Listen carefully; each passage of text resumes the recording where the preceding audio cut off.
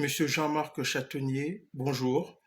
Mon nom est Patrick Mbeko, je suis d'origine congolaise de la RDC, universitaire, auteur de plusieurs ouvrages sur les conflits en Afrique. Cette vidéo est une réponse à la correspondance que vous avez envoyée à la ministre de la Justice de la RDC, Madame Otombo, pour vous plaindre des propos que Monsieur Justin Bitakura a tenus en l'endroit des Tutsis du Congo, aussi appelés Banyamulenge. Je dois préciser d'entre le jeu, Monsieur Chatenier, que je ne suis pas l'avocat de Monsieur Bitakura, je ne suis pas là pour défendre ses positions ou ses propos. Ma vidéo, en fait, cette réponse à votre missive est une interrogation et aussi une mise au point par rapport à la posture qui est la vôtre en tant qu'ambassadeur de l'Union européenne en RDC. Vous savez, Monsieur Chatenier, ce qui a surpris beaucoup de Congolais, c'est votre sortie par rapport aux propos de Bitakura, que vous n'avez pas contextualisé parce que Monsieur Bitakura n'a pas tenu ses propos en l'air. Il tient ses propos dans un contexte particulier auquel la RDC est confrontée, un contexte de guerre imposé à ce pays par le Rwanda, avec l'appui de ceux que l'on appelle aussi les Banyamulenge. Je tiens à préciser que je ne généralise pas. Mais une chose est certaine, Monsieur Bitakura, c'est que les Tutsis du Congo, la plupart d'entre eux, ou certains d'entre eux, ont pris part à toutes les guerres auxquelles la RDC est confrontée. Et les Congolais ne peuvent pas s'asseoir et ne rien dire au prétexte que l'Union européenne, qui soutient le Rwanda, qui a une position très ambiguë dans le dossier des Grands Lacs, va réagir. Mais avant d'aller plus loin, M. Chatenier, essayons de poser la question qui tue ou qui dérange. De quoi il est question dans cette affaire des Banyamulenge? Qui sont-ils véritablement? Je ne veux pas vous donner mon point de vue personnel. Je veux citer des gens qui ne sont pas des Congolais, pour ne pas qu'on les accuse d'une certaine d'un parti pris dans le dossier. Je veux me limiter à citer des Occidentaux, des rapports des Nations Unies, et même des gens qui ont la réputation d'être des pro-Kagame ou des pro-Tutsi, ou même des pro-Banyamulenge, ou pour dire globalement des pro-Rwandais. Je veux commencer par une personne que vous connaissez certainement, Madame Colette Brackman, qui est une journaliste belge qui est réputée être une grande spécialiste de la région des Grands Lacs. Que dit-elle à propos des Banyamulenge? Permettez-moi de vous lire les extraits de son livre Les Nouveaux Prédateurs, paru en 2003 et réédité en 2009. Que dit Madame Brackman à propos des Banyamulenge? Elle dit ceci, permettez-moi, si vous permettez, elle dit dès le début de la première guerre du Congo en 1996, ces Banyamulenge, parmi lesquels, en réalité, se retrouvent des Tutsis de toutes les régions du Congo, ainsi que des soldats rwandais, sont présentés comme de simples ressortissants congolais en lutte pour la reconnaissance de leur nationalité et désireux de protéger leur terroir d'origine. Au fil des années, les Banyamulenge qui n'ont jamais cessé de guerroyer sont devenus des instruments au service de Kigali, le fer de lance de toutes les batailles au Congo. Le nouveau prédateur, la version revue augmentée de 2009 à la page 304-305. La même Colette Brackman, quand elle parle des Tutsis du Congo, à l'époque de Mobutu, que dit-elle? Je vous lis encore les extraits de son livre. Elle dit ceci.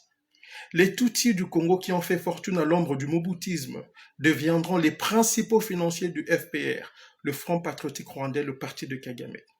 Quand ce dernier prendra le pouvoir en 1994, ils quitteront sans état d'âme le Congo pour Kigali, leur vraie patrie.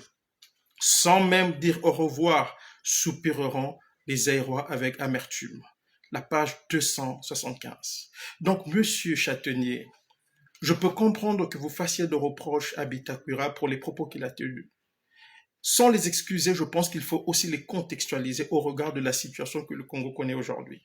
Parce que beaucoup des Banyamulenge ont joué un rôle très important dans la déstabilisation de la RDC, et ils le font encore aujourd'hui, au sein du 1-23, qui est présenté comme un mouvement des Banyamulenge qui se bat pour la sécurité de Banyamulenge. Je vous renvoie, monsieur l'ambassadeur, au dernier rapport des Nations Unies qui a été présenté au Conseil de sécurité le 23 juin 2023. Et à propos de ces mêmes Banyamulenge, monsieur Chatenier, voici ce que disent les experts des Nations Unies qui ont enquêté en 2002, pendant la Deuxième Guerre du Congo, imposée à la RDC par le Rwanda, avec la complicité d'un certain nombre de Banyamulenge ou des leaders Banyamulenge. Voici ce que disent les experts des Nations Unies qui ont été, à l'époque, dirigés par M. Mahmoud Kassem, peu à peu à son âme. Ils disent ceci. Ça, c'est en 2002. Sur la base de son analyse de nombreux documents et témoignages oraux, le groupe d'experts estime que la présence du Rwanda dans la République démocratique du Congo a pour but d'accroître le nombre de Rwandais qui se trouvent dans l'est du pays et d'encourager ceux qui sont déjà installés à conjuguer leurs efforts pour aider le Rwanda à exercer son contrôle économique. Ça, ce sont les experts des Nations Unies, Monsieur Châtaignier, ce n'est pas Monsieur Bitakura, encore moins Monsieur Mbeko. Par rapport à tout ça, qu'a fait l'Union européenne, Monsieur Châtaignier? Pas grand-chose. Récemment, l'ONU a publié d'autres rapports sur le Rwanda. Qu'avez-vous fait au sein de l'Union européenne? Vous avez blâmé le Rwanda tout en finançant l'armée rwandaise pour ses opérations au Mozambique. Monsieur Châtaignier, de qui vous moquez-vous? Pourquoi vous prenez les Congolais pour des imbéciles?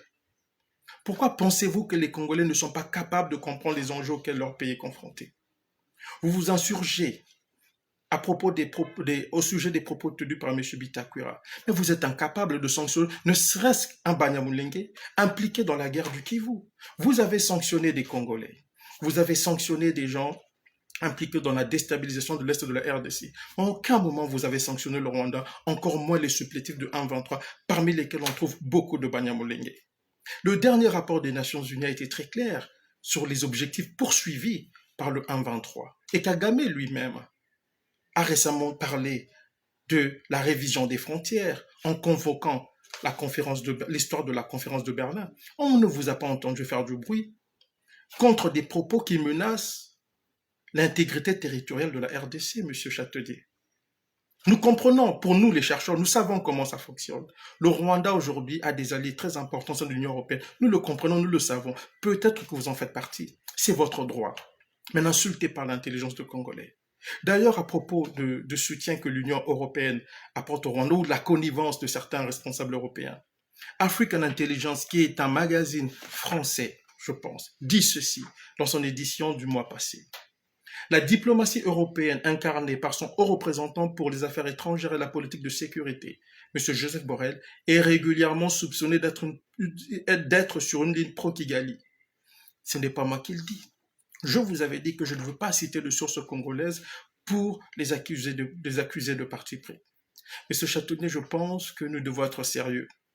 Vous reprochez aujourd'hui aux Congolais de s'insurger contre certains Banyamulenge. Mais monsieur Châtaignier, permettez-moi de vous rappeler que dans votre propre pays, la France, en 2015, après les attentats de Paris, votre président, l'ancien président François Hollande, n'avait-il pas proposé la déchéance de la nationalité à des Français ayant la double nationalité? N'est-ce pas dans votre pays que la classe politique s'est réunie, se rassemble derrière François Hollande pour pousser à la révision de la Constitution pour qu'on insère dans celle-ci un article qui permette de déchoir de leur nationalité des Français qui ont des origines diverses? Pourquoi vous acceptez, vous tolérez en RDC ce que vous n'êtes pas capable de tolérer chez vous, dans votre pays ou au sein de l'Union européenne? Les Congolais ont le droit aujourd'hui de s'interroger sur la loyauté des Banyamulenge, M. Châtaignier. Ne vous en déplaise. Je suis Canadien d'origine congolaise. Le jour où j'ai accepté de devenir Canadien, M. Châtaignier, j'ai juré loyauté à ce pays qui m'a accepté, ma deuxième patrie.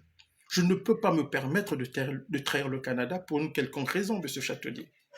Même chez vous, en Europe, en France, en Suisse, en Belgique, vous ne le permettrez jamais. Mais en RDC, vous êtes capable de tout accepter parce que ce sont des nègres, ou parce que les Congolais ne sont pas importants à vos yeux, ou parce que tout ce qui vous intéresse en fait dans cette région, c'est ce qui se trouve sous le pied des Congolais, mais pas les Congolais, que vous considérez comme des objets, que les Rwandais peuvent tuer, que les Banyamulenge peuvent tuer dans l'indifférence de ce que vous appelez de ce qu'on appelle la mal nommée communauté internationale. Monsieur Châtaignier, excusez-moi.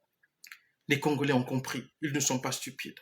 Vous avez le droit de défendre le Rwanda, vous avez le droit de défendre les Banyamulenge, de sauter au plafond dès qu'un leader d'opinion congolais pointe du doigt ses compatriotes. Et je ne sais même pas, M. Châtaignier, si je peux les considérer comme des compatriotes, parce que certains sont Congolais la journée et Rwandais la nuit. Et je répète, je n'indexe pas tous les Banyamulenge ou tous les Tutsis du Congo. J'interroge leur comportement au regard de ce qui se passe aujourd'hui. Quand vous attaquez, vous pointez du doigt vers M. Bitakura, vous devez aussi comprendre le contexte dans lequel ces propos ont été tenus. On appelle ça honnêteté intellectuelle. Bien que beaucoup de diplomates occidentaux, et particulièrement européens, intellectuellement inaptes pour certains, ne soient pas capables de cette honnêteté. Moi, je pense, Monsieur Châtonnier, qu'il faut arrêter de prendre les Congolais pour des imbéciles. Et en plus, l'histoire euh, est remplie d'anecdotes sur le comportement que des États, que des pays ont eu à l'égard des personnes qui étaient soupçonnées de rouler pour l'ennemi ou pour leur pays d'origine. On peut remonter à la Première Guerre mondiale, Monsieur Châtonnier. Pendant la Première Guerre mondiale, le Canada avait passé une loi sur c'était, on appelait, c'était en 1914, on a passé une loi sur les mesures de guerre. Dans cette loi, on avait indexé des personnes qui étaient soupçonnées de rouler pour l'ennemi. Et donc, à cause de cette loi, Monsieur Châtonnier, le Canada a arrêté des milliers d'Ukrainiens, des milliers de Canadiens d'origine ukrainienne soupçonnés de rouler pour leur pays. À l'époque, l'Ukraine est en une position ambiguë à l'égard de l'Union soviétique, à l'égard des ennemis du Canada. Pendant la Deuxième Guerre mondiale, le Canada a incarcéré des milliers, des dizaines de milliers de Canadiens d'origine japonaise. Parce que nous étions en guerre contre le Japon n'était pas du bon côté, n'était pas de notre côté, le Canada. La France, vous avez fait la même chose. La Grande-Bretagne a fait la même chose. Après l'attaque de Pearl Harbor, attaque qui a poussé les États-Unis à entrer en guerre, on sait que les Américains ont incarcéré des milliers, des centaines de milliers d'Américains d'origine japonaise. Parce qu'on les soupçonnait de constituer ce qu'on a appelé en France la cinquième colonne. Donc, Monsieur Châtonnier, il n'y a rien de nouveau sous le soleil. Arrêtez de faire passer les Congolais pour des demeurés qui ne comprennent pas ce qui arrive dans leur pays. Et je pense qu'il faut les respecter. Parce que si chez vous, vous avez été capable de proposer ou de penser à proposer une loi qui puisse permettre de retirer la nationalité française à des Français qui ont d'autres origines, les Congolais ont le droit de s'interroger sur le rôle d'un certain nombre de Banyamulenge dans la déstabilisation de leur pays. Ils ont le droit de questionner leur loyauté. Et vous savez ce que dit la loi congolaise à ce propos? Laissez-moi vous dire, Monsieur Châtelier, parce que je suis allé un peu consulter les dispositions communes relatives à la nationalité congolaise d'acquisition. Article 22. La nationalité congolaise par acquisition est soumise aux conditions suivantes. Être majeur, introduire expressement une déclaration individuelle, c'est que les Banyamulenge n'ont jamais fait, pour votre information, savoir parler une des langues congolaises, déposer une déclaration d'engagement par écrit de rénonciation à toute autre nationalité. C'est que beaucoup de Banyamulenge n'ont pas fait parce qu'ils sont congolais la journée, rwandais la nuit. Le cas de Laurent Kunda est patent, et je ne vous cite même pas celui de Bosco Tanganda qui a affirmé être rwandais alors qu'il a été général au sein de l'armée congolaise. Ça ne peut pas se faire en Europe, dans un pays européen. Mais au Congo, vous l'acceptez. Parce que les Congolais sont des imbéciles qui ne comprennent rien à ce qui se passe dans leur pays. Toujours dans cette loi, et ça c'est un détail très important, cet article dit ceci sur la nationalité.